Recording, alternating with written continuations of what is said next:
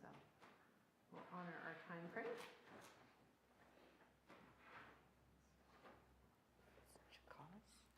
Chocolates. So think chocolate. Yes. Chocolates. Yep. Mm-hmm. Oh.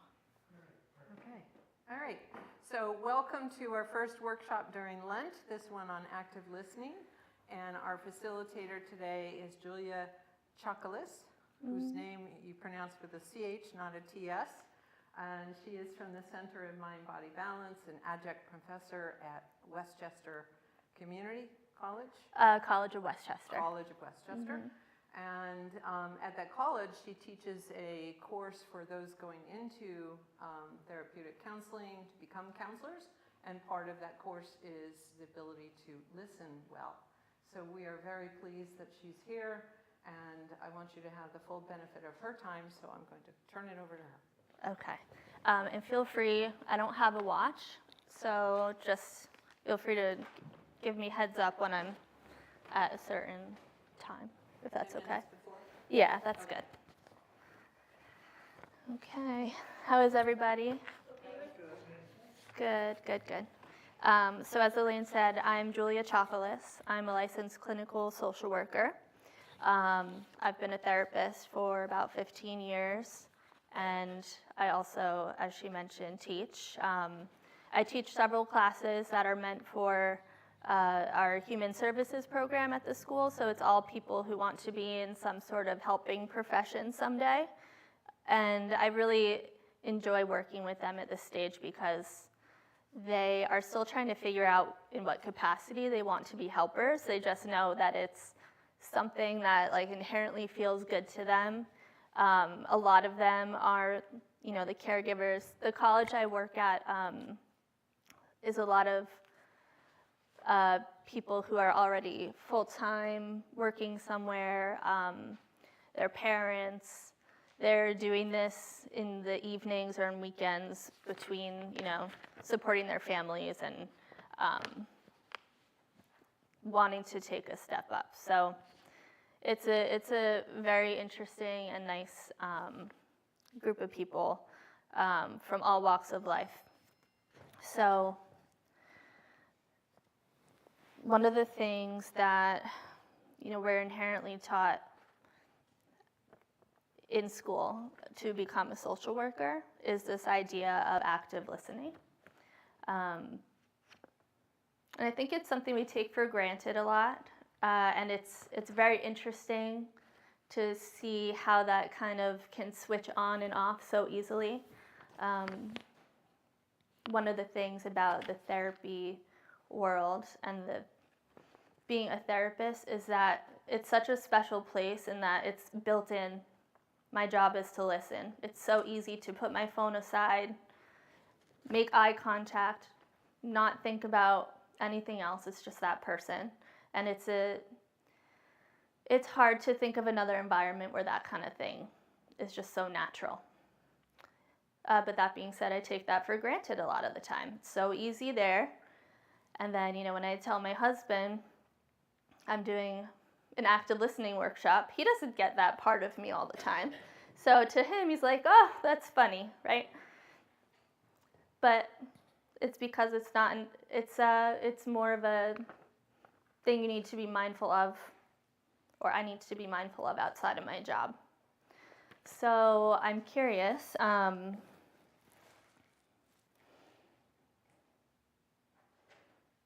many of you that kind of resonates with? You mean the husband part? Either part. Yeah. Are there any environments where you guys feel like it's more easy to be tuned in, be an active listener, and not be distracted, or is that something? And feel free to just raise your hand, chime in, whatever feels good to you, but anywhere that you find it particularly easy or difficult. Well, I'm a designer, and I think one of the good things of good results that I get is because I do listen very actively to my clients. Mm-hmm. And I have to. Mm-hmm. And it really pays off. Mm-hmm. Because people are sometimes surprised. Oh, that's right, I said that then. Yeah. Mm-hmm. Yeah. Anyone else? Yeah? So I work in healthcare.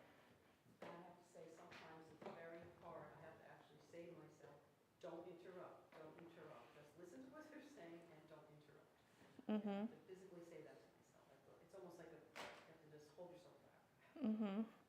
Yes, I can totally identify with that. And we'll talk more about that. I have one of the tools on here is about that idea of being mindful of why am I talking. Anyone else? Yeah? As a salesman, I was very good at faking how well to listen. Mhm. I'd be nodding my head in yes, and meanwhile I'm thinking, how can I get this guy to buy what I want to sell? So I was a true. fake. So true. I think we all need to have a little bit of that, right? But then the question is, okay, what did they just say in case they ask me to repeat it back to them? Trouble. It's like, yeah, I don't know.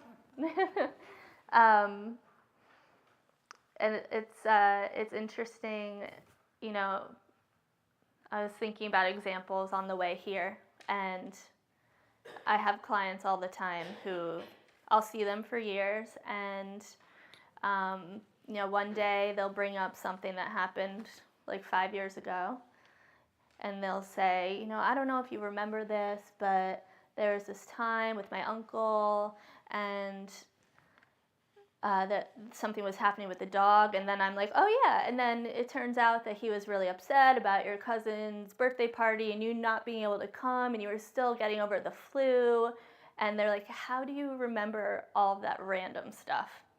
But then I sometimes can't remember what I made for dinner the night before. And it's this very interesting phenomenon, but something if you talk to a lot of therapists that they resonate with very much. And I'm sure in healthcare too, you can remember, and sales, like these very specific things, and it comes naturally. And then I think at the end of the day, we just kind of need to switch it off. But that can end up being a deficit because some of the people who need us to listen the most are the people in our lives, our loved ones, our kids, our partners, our community. So that's why I'm here. So, sir, tell me your name, salesman guy. Pardon me? What was your name? Cartney. What? C-A-R-T-N-E-Y, Cartney. Cardney. Did I get that? I said it right? Okay. Okay. So you were saying that in sales you're getting ready to talk about the next thing and your agenda about what you want to sell, and realize later that you weren't listening. Is there anyone else that can identify with that feeling? And I know you said with healthcare as well. A lot of times I just go, I'm not listening. I say, wait a minute, I'm not listening. I didn't hear what they just said. Nobody sermons. Aw. You're the reason why I got the book.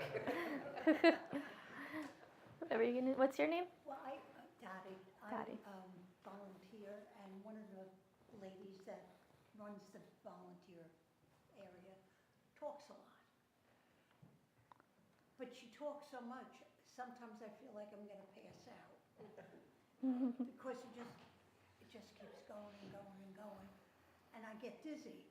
I think, when is she gonna stop? Where are my listening skills? I mean, I don't even know what she's saying after a while. Yeah, I think that's an interesting dynamic too, where you feel like someone's talking, but they're not going to be able to listen. And there are some people that need that too. I mean, in my job, I have people who can fill the time. If I didn't stop them at a 60-minute mark, they could just fill the whole time. Sometimes that's what people need, honestly. Other times they come in, they're like, well, what do you want to talk about with me today? What's your plan for me today? Then we'll come up with a plan together about what we want to talk about. But it's very interesting how different people come in with different needs. And there's this, I didn't put this in here, but there's this quote from a book I like called Attached, his name is Amir Levine. One of the things he says is, you're only as needy as your unmet needs. So So Dottie, that woman, for example, I would imagine maybe there isn't someone else that's really listening to her, and she needs that. And so it's more of an overcompensation, you know? So let's see. Just want to make sure I cover everything in the right amount of time. Does anyone have an idea, and you can cheat and use the worksheet I gave you, but a definition for active listening, what it means to you?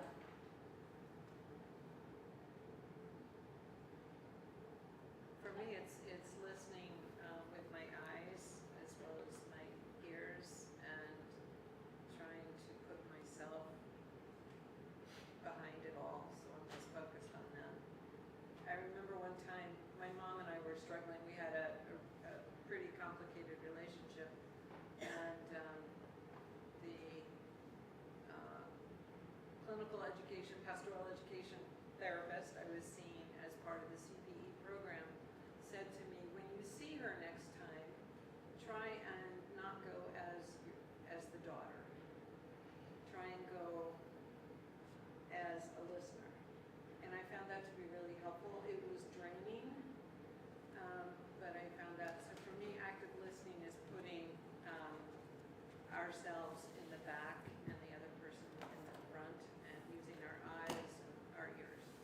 Mm-hmm. Anyone else want to add anything to that before I comment on it? I think, Elaine, that's a really important part of active listening. Everyone communicates. Everyone communicates differently.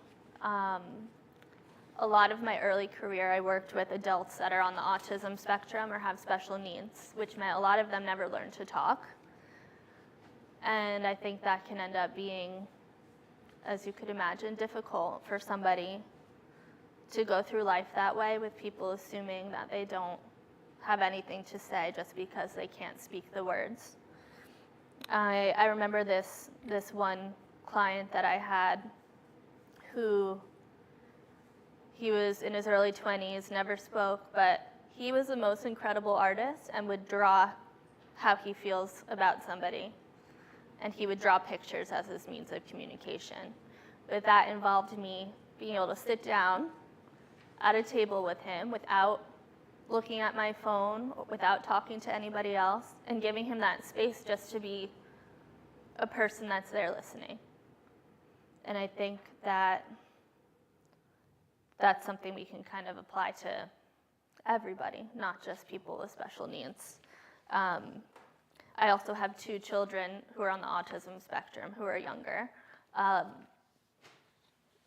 Definitely verbal, but communicate differently. And a lot of that too, it's like, okay, they're not going to explain something to me that, in the same way a neurotypical 5-year-old might, but he is going to tell me in his own way.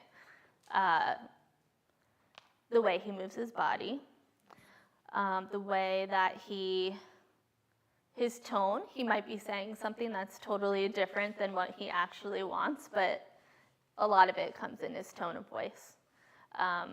Eye contact is not the easiest for people with special needs as well, so eye contact is something that's really important, and often they need help, so it might mean with adults too, guiding their head so you can look and say, what do you want to say? What do you need, right?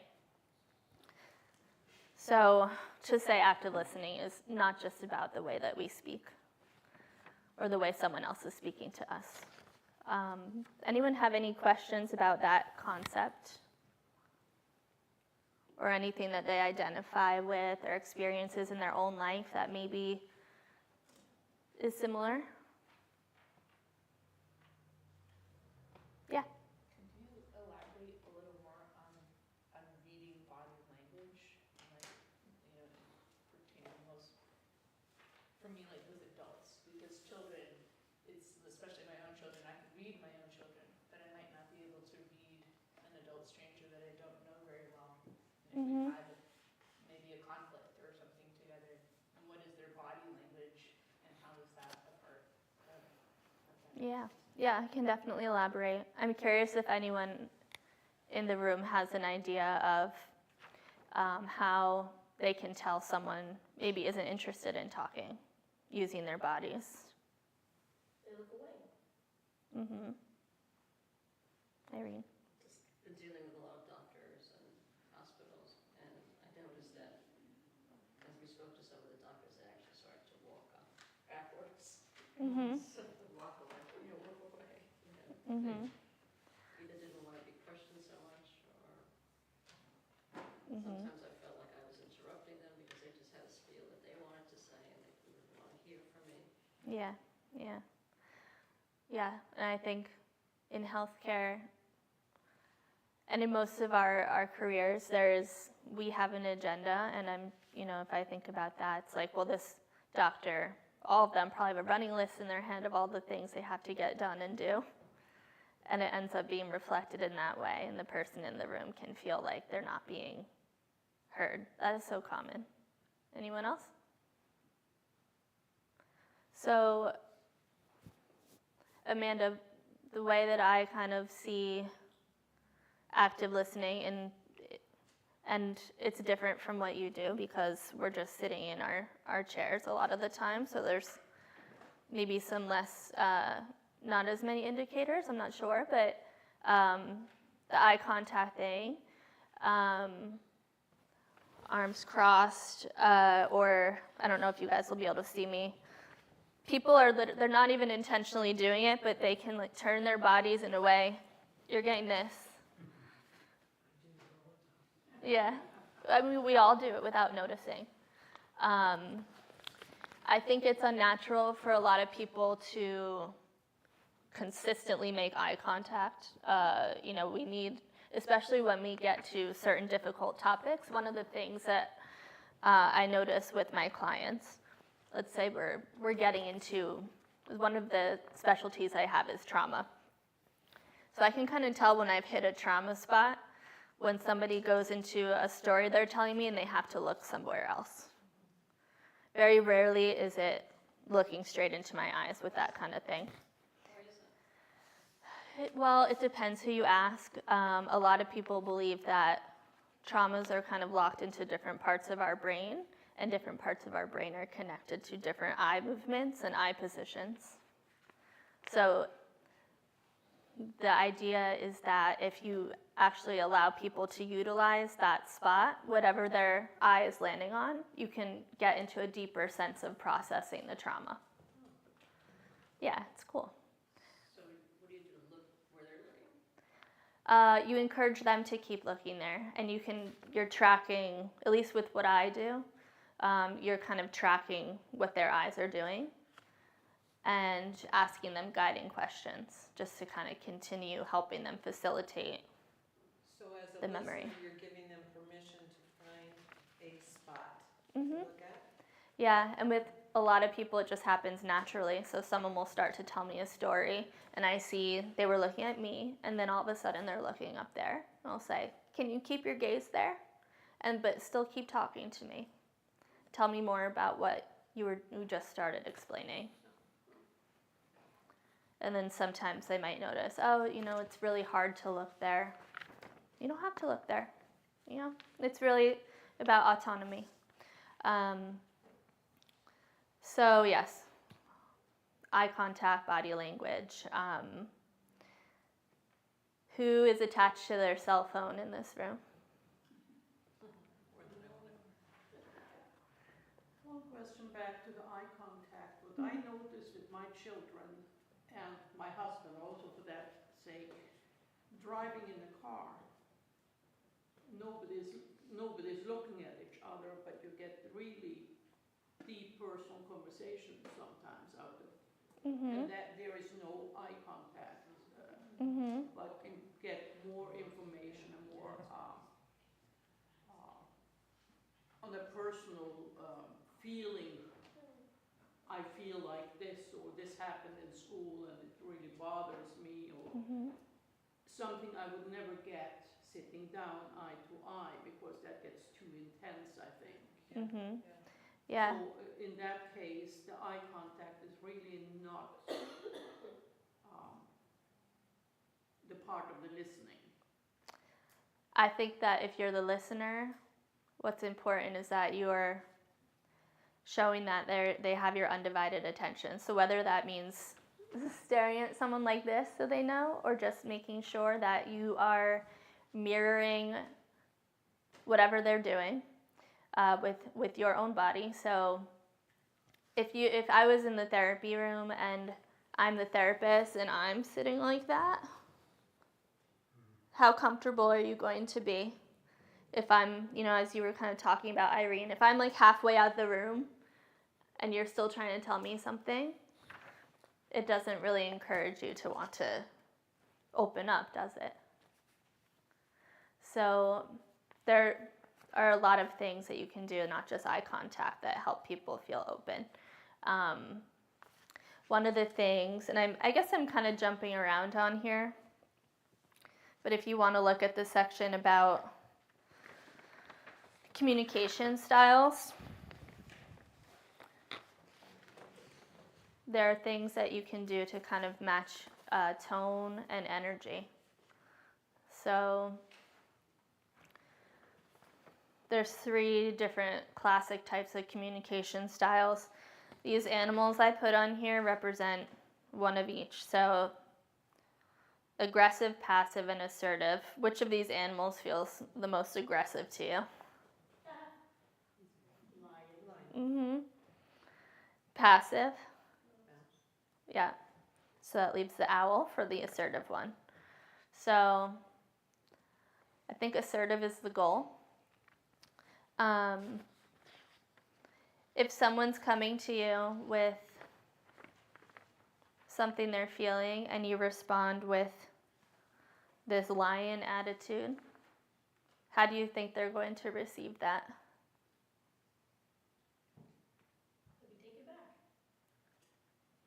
Probably immediately on the defensive, right? Yeah. The mouse is for passive because you're withholding feelings, you're making yourself small, and if you think about our own personal experiences, our own upbringings, we've kind of been taught, usually not intentionally, a certain way of communicating. A lot of the time, what we see is what we then do later on in life. Maybe you see your parents communicating a certain way, and then you find yourself doing the same thing. That that famous or maybe this is just in the therapy room, but I hear this all the time where it's like, oh my God, I'm becoming my mother, or I'm becoming my father. It's the progressive commercial, insurance commercial. Yeah, that's like the lighthearted side of that, right? But definitely it takes inspiration from that trope.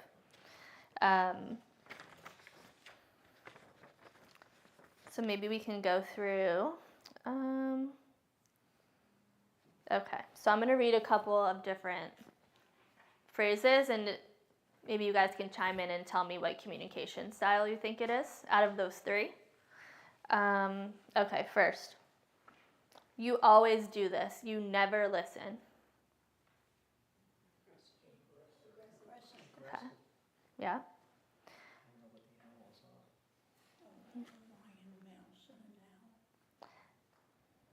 It's fine. Don't worry about it.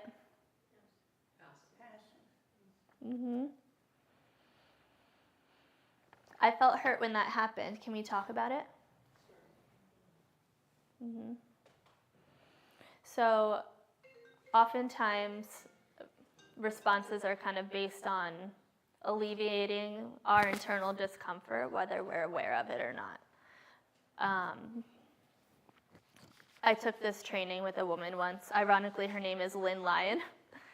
But she was teaching us about this concept of the GCPs. So GCP stands for global, catastrophic, and permanent.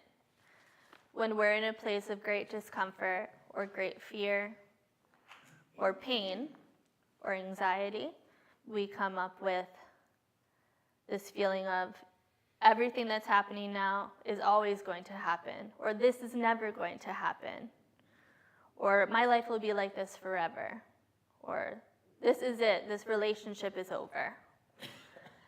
And that's not true a lot of the time, right? But our fears can make it feel that way. Does anyone have questions about that concept?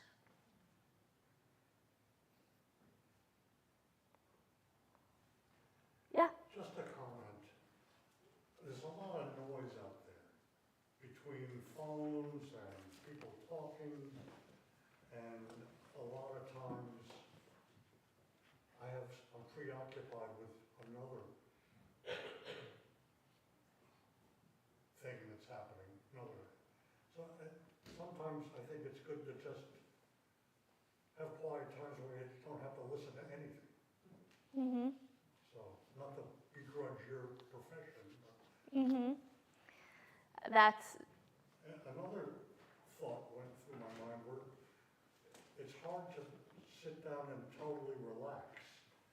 If I have a free moment, I may turn to my phone and play solitaire, just to keep the brain box occupied. So, I just thought I'd make those comments. yeah, I'm glad you did. I think silence is uncomfortable for everybody, whether it's internal or, awkward silence with other people in the room. I have a question. Yeah. Now, as an older person, I have older children and I have adult grandchildren. And a lot of times if we're together as a family and we're all sitting around and we're having a conversation, and when the person who's talking is done, I go to say something and I start my, Dottie can relate to this, I start my conversation and they talk right over you, like you're not even there. Mm-hmm. So how do you handle that? Besides wanting to smack them. Do you feel like you have an opportunity to say something? Like, actually, I wasn't done talking. Do you mind if I finish what I was saying? Just knowing that, I think it depends what they're moving on to and why. I thought you were going to say that they start looking at their phones again. No, well, some of them may, I can't see, I wouldn't guarantee that they don't. But it's, we can just be a general conversation, it's nothing really very important, it's just, how you're talking when you're together. And when you've heard the last person stop talking, whether you could see them or not, you start to say something, and the next thing you know, somebody else that's sitting at the table talks right over you. It's like you're not even there, it's like, You're invisible. yeah, you feel like you're invisible, it's weird. Mm-hmm. So it wouldn't be incorrect to interrupt them and say, excuse me, I was talking, or I wanted to say something. Yeah. I think that something on our worksheet here, it says it's the WAIT acronym. Stands for why am I talking? It also stands for whose agenda is this? So as a listener, all we can do as people is be mindful of that WAIT acronym. So when we start to talk, I do this in sessions with clients all the time. If I'm sharing something, I'm very mindful of why am I sharing this with this person? We have to be very careful that we are not talking about ourselves too much in the therapy room or disclosing a lot of personal things unless there's a very good reason. Same reason, I maybe will bring up that, I brought up the attachment book. It made sense and had a reason for why I was bringing up that book in here. Just like Elaine, you had the book that you had before. There's a lot of mindfulness and thought that should go into these things. With other people, we can't really control their ability to communicate, so it is okay to set the boundary and communicate your own in that assertive way. So if you were to say, you could definitely say what you need to about feeling interrupted. I think how you say it is really important too, or else it's going to be perceived immediately on the defensive, if that makes sense. So how would you say it again? Say, I actually was not done talking. Do you mind if I finish my thought? Very simple. Not saying anything like, you interrupted me, you always do this, you don't listen to me. And then immediately if someone were to hear that, they'd be like, no, I don't. That's not true. And then it's an argument, right? Whereas all you want is to be heard. Mhm. Yeah. People are there's a lot of very sensitive people out there, and we know our people best, and I think, if it's somebody you love, they'll understand where it's coming from too, if that makes any sense. Anyone have any questions about the WAIT acronym? Or how you could kind of use it in your own life? Any examples? Yeah? I think sometimes we perceive or we think we know what that person's going to say, and we don't have the patience. And so we want to jump on it instead of listening what we do. And that's a common thing with groups of people especially, and with groups of women. We find that. Caroline, we belong to this group where we get together, and the conversation would blow your mind, literally. I mean, it's just, people are jumping in and talking over, and you can tell they're really not listening or hearing what the other person is saying. They're more focused on what they want to say. That's tough. Yeah.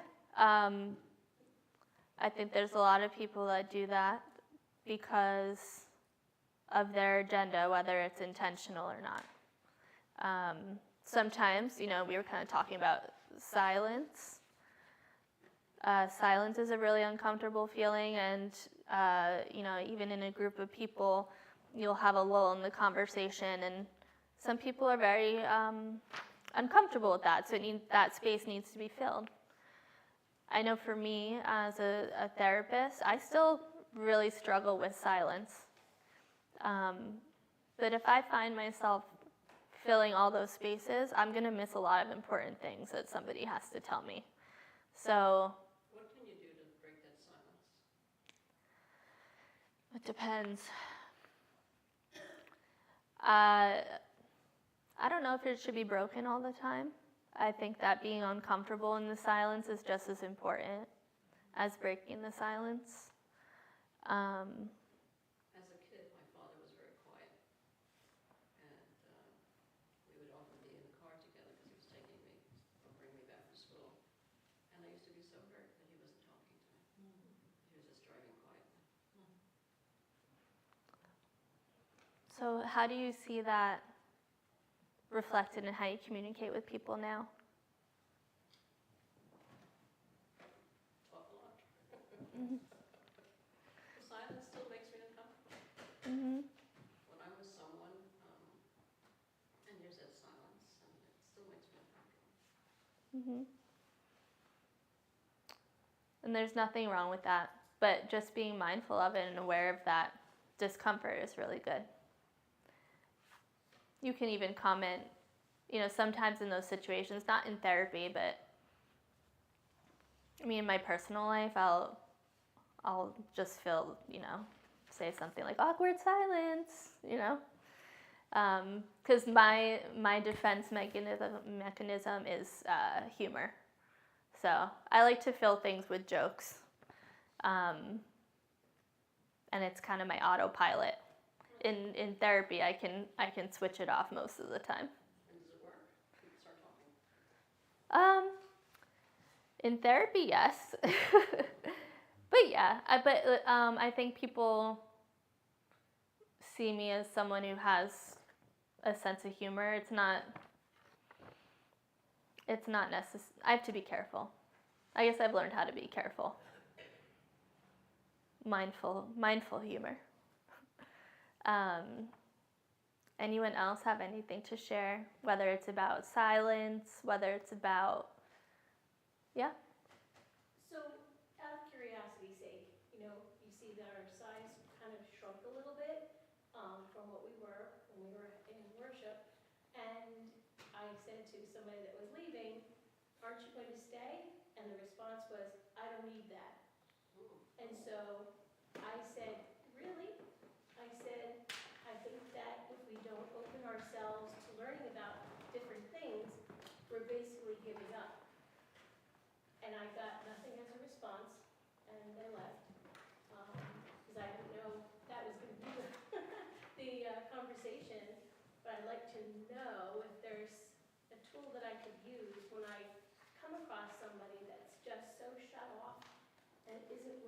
listen at all? How do you kind of navigate that?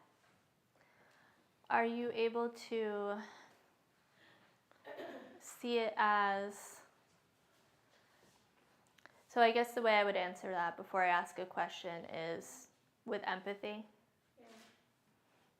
So, it's too bad that they didn't want to hear or stay.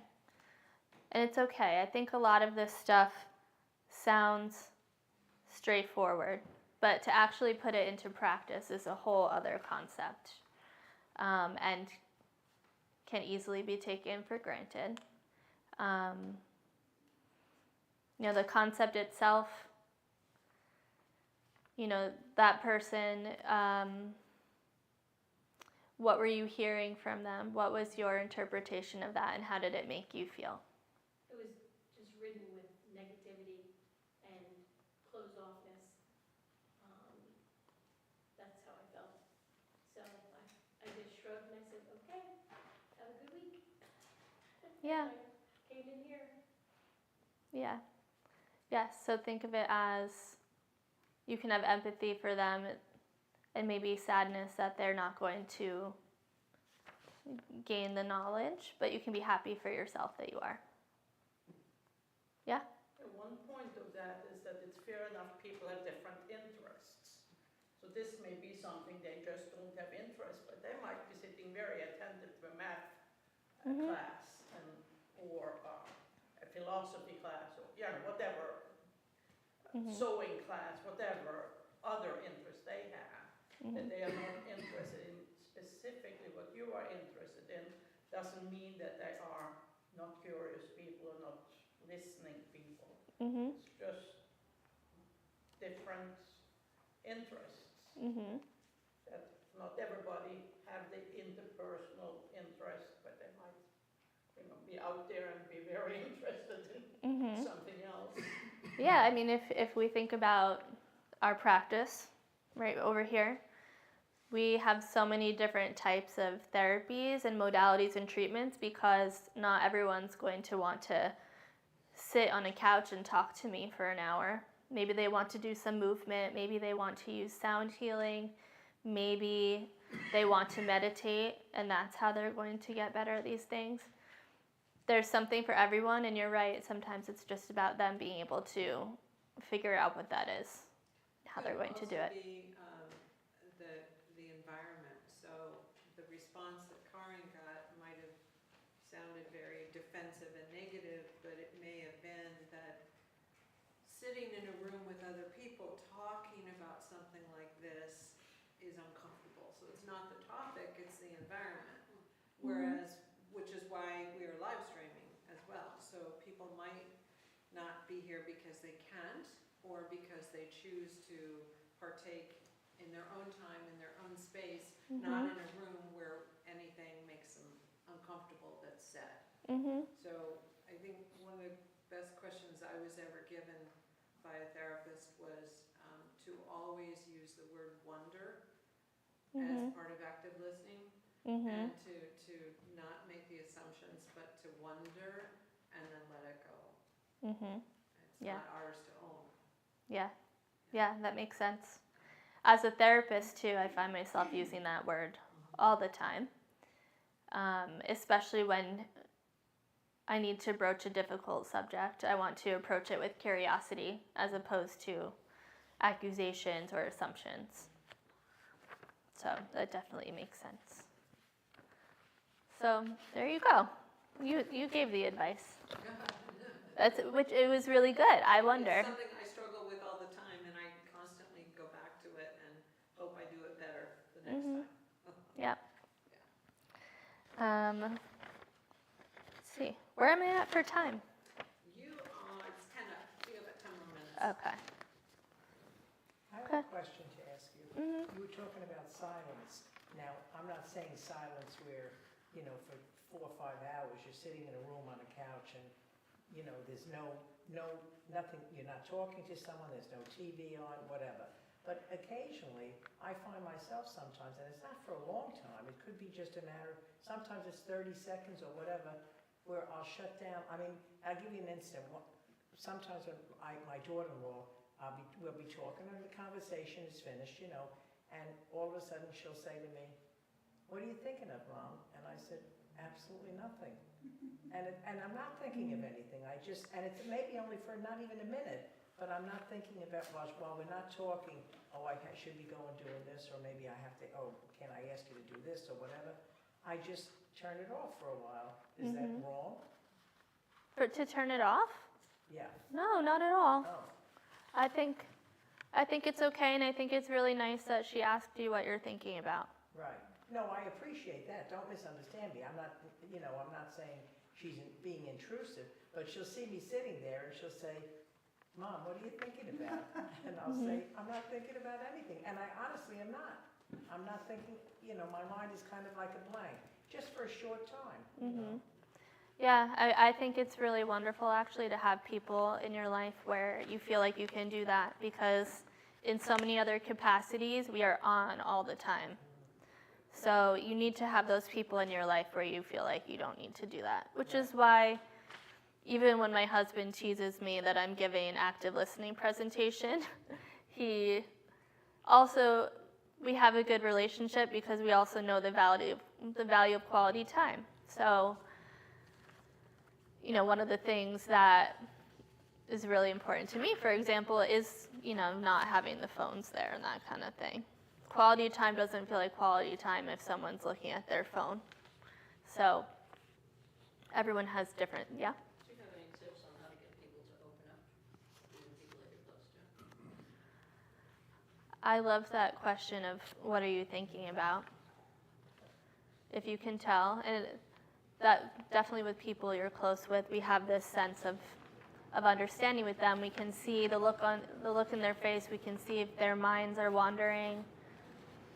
And I think it's nice to ask what they're thinking about. I think about, you know, when my dad was here and he would ask me all the time, we'd just be driving in the car and it'd be quiet and be like, "What are you thinking about? Looks like you're thinking about something." That was just really, you know, it's really special to have people that'll do that. Sometimes I'm sure the answer to him was nothing, I'm fine. But sometimes that wasn't the answer, and I got to talk to him about stuff. And I think to be that person for somebody, that's okay either way. Whether the answer is leave me alone or actually I'm having a really tough day and here's why. Being that safe person for somebody. Even in the therapy room, sometimes I'll ask someone that question, or I'll ask a question and they'll say, "You know, I'm not really wanting to talk about that right now." It's like, okay, don't have to talk about it, but you let them know that you're there to talk about it if they want to, without pushing. Mm-hmm. Is there a certain pressure to always have something to talk about? I'm thinking about when I'm visiting my sons or families and what have you. Sometimes we all just sit there each with our computer or phone, and it's just together. It doesn't mean that we, you know, and then somebody says something and we have a few sentences and then everybody goes back to whatever they are reading. In the old days, it was perfectly acceptable to sit and read a book for an evening, even if you have other. Sometimes you just have nothing to talk about. I mean, that's my experience. And just to fill the room with things that it's just as nice to sit together and everybody do their things, but they're not close. The act of sitting together means that you are still participating in family life. You don't always have to talk about something. Right. Yeah. And again, I think that's one of the best relationships you can have, is where you can kind of have both. The understanding that now is not a time I'm actively listening, but I am available to do that, and you can kind of switch on and off. You know, something I wanted to mention in regards to active listening in general is this idea that one of the most important things we can do is regulate ourselves during any sort of interaction. So just having an idea of how we're feeling, what our perceptions are, maybe physically what we're noticing in our bodies while in a conversation. How are we feeling we're going to react? Why am I talking? Why do I want to say what's coming out of my mouth right now? You might forget. This is true. Yeah. And, maybe easier said than done, but just being aware that that's an option for you. Having that silence, I think silence is important because we need to have some space to think about what we're going to say next. That doesn't feel like we're just going to, for lack of a better phrase, word vomit and then regret what we say later. Just being able to have that time and space to really think about where you want the conversation to go. Does anyone have any questions? I feel like I'd rather answer any questions instead of my agenda.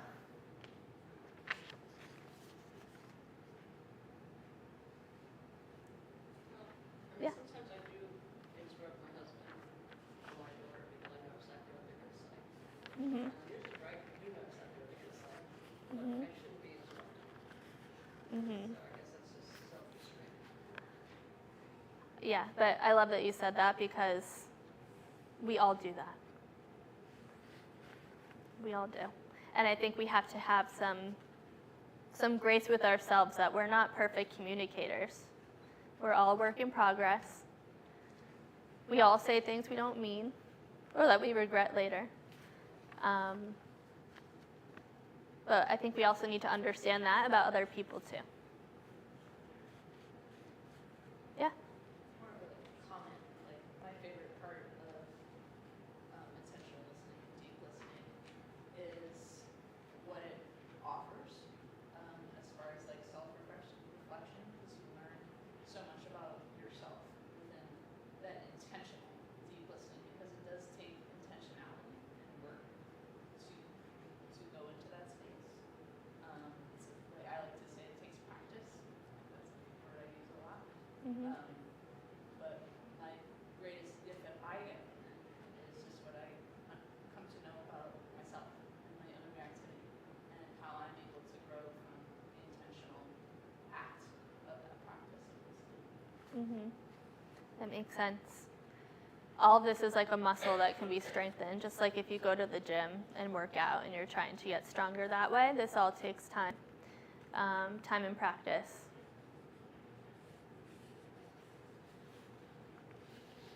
Anyone else have any questions?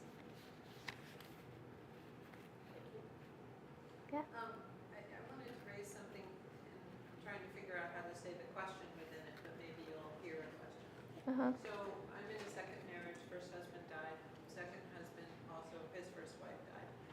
And so when we're in conversation, I find that both of us tend to have the ghost of the previous spouse. And so I think part of what we've learned, and maybe you've got a suggestion here, is that I will say, I'm not, his wife's name, I'll call her Betty. I'm not Betty.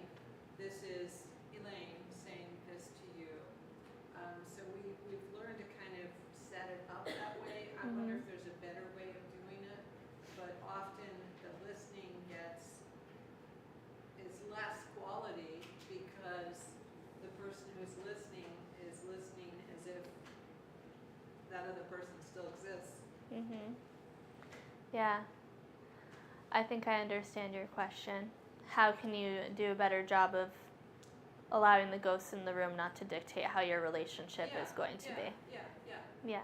because we both have 30 plus years with our previous spouse, and so it's hard for my husband to sometimes hear me say something without hearing it through the filter of what his wife meant when she said the same words. Mm-hmm. So I think that's part of active listening, but I don't know how best to deal with it. I would say mindful awareness, and it sounds like that you are very aware. So that might mean some additional processing or therapy work or self-reflection or exploration on both ends. Maybe it means that you have someone facilitating those miscommunications for you guys. You know, as a third-party listeners who is in the room, you know, until that muscle gets strengthened, because it's impossible to just have a blank slate when you've had 30 years of history with another person. Yeah. Yeah. And I suppose that could be for a parent and a child as well, so for all of our relationships. Mhm. We think we know what the person's going to think or say. Mhm. Yeah.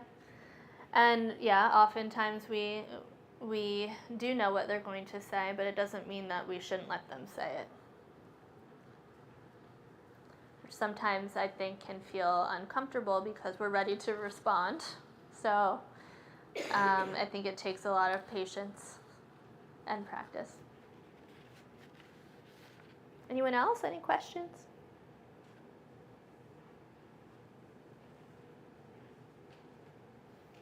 Okay. Well, thank you guys for having me. Yeah. Thank you very much. Yeah, thank you. Yeah. So just before you turn off, or did you already? I was Okay. just about to. All right, so Good thing I was our listening. other, our other three workshops are going to present different ways of approaching. Amanda, who's here, is going to work with us on our last workshop, and her field really is semantic therapy. Am I saying that correctly? So it's more about some of the awareness that Julia was talking about, what our body's doing when we're working with difficult people or people who are difficult for us. Prior to Amanda is Mark Van Buren, and he comes from a meditation, mindfulness, Buddhist background. So his presentation, we're not going to sit here and go for 45 minutes. His presentation, though, brings in the richness of how can we be more mindful when we are looking to forgive or reconcile. So that should be a very different approach, and yet equally valuable. And then next week, we have a representative from Alzheimer's Association coming, and they're really going to be here to talk about the encouraging news that's coming in that area of health concern and what resources are there. So I hope you talk up these workshops. Again, tell people if you can't come, be sure to go to our website and listen whenever it's convenient for you. So thank you, Julia, for Thank being you. here and extending this focus on Yeah. listening. Thank you very much. Thank you. Appreciate it. Yeah. Good. Thank you guys for all your questions.